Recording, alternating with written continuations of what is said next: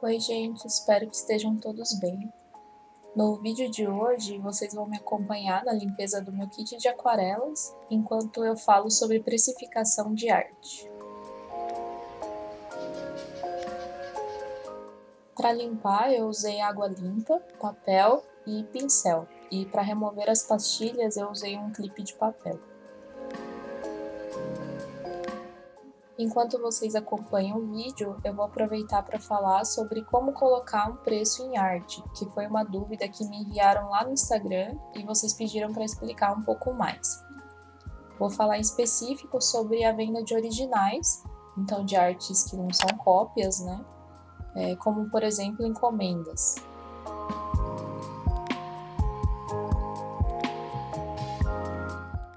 Como eu comentei lá no Insta, você colocar um preço na sua arte é algo subjetivo.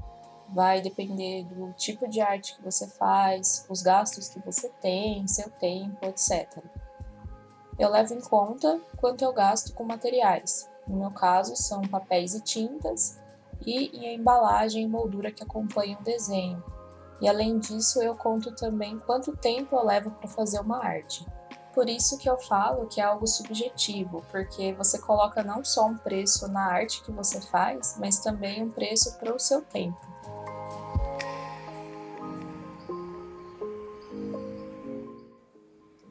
Para calcular esse preço, tem algumas coisas que eu levei em conta e que pode ser que ajude você a pelo menos iniciar esse processo de precificação.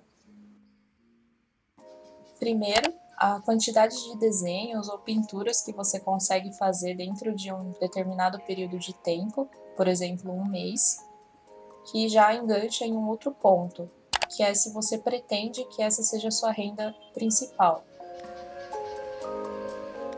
Se a resposta for sim, você precisa levar em conta quanto precisaria para se manter no mês e dividir pelo número de artes que você consegue fazer nesse período. Por exemplo, se levar em conta o salário mínimo atual aqui no Brasil de R$ 1.100 e que você consegue produzir cerca de 10 artes por mês, isso significaria que você teria que cobrar R$ 110 por cada uma das suas artes. Isso sem contar os gastos que você tem para fazer cada arte se você trabalha com arte em meio físico, que é o meu caso. Agora, se a resposta for não, que você teria outras fontes de renda, você já pode estar abaixando esse valor.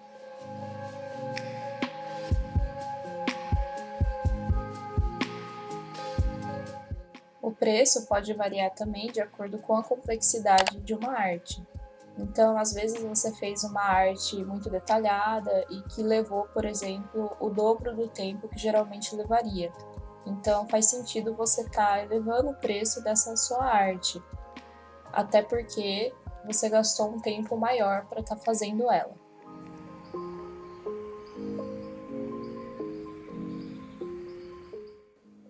Para começar, você pode sempre pesquisar quanto outros artistas que trabalham com artes parecidas com as suas estão cobrando pelos trabalhos deles, e assim ter uma ideia da média que é cobrada.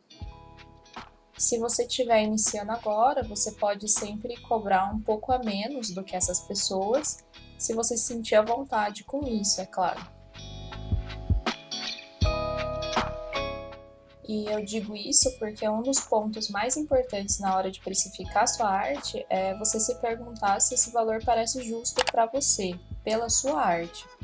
Talvez você cobre um valor mais alto que um artista X, mas se é com esse preço que você se sente confortável, você deve respeitar isso.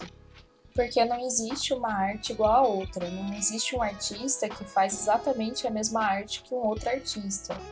Então não tem sentido, não tem como você fazer essa comparação direta, como por exemplo você comparar o preço de uma caneta em uma papelaria A e o preço dessa mesma caneta numa papelaria B, que provavelmente você escolheria a caneta mais barata. Isso porque na arte uma não equivale à outra.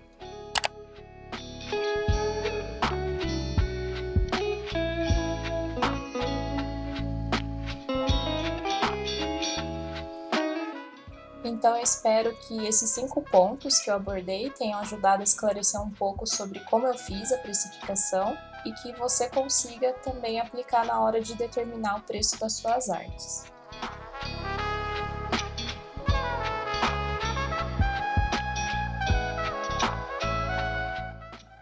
E sobre a limpeza das aquarelas, as partes que estão manchadas, continuaram manchadas, é porque eu usei a tinta acrílica e por isso elas não saíram com água.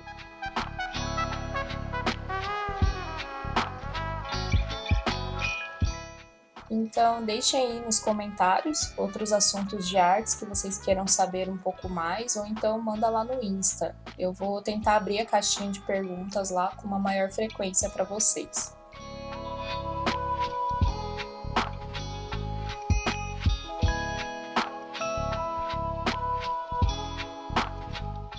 E é isso, gente. Muito obrigada por assistirem. Esse vídeo foi mais para uma conversa rápida, para tirar essa dúvida, e espero que eu tenha conseguido ajudar.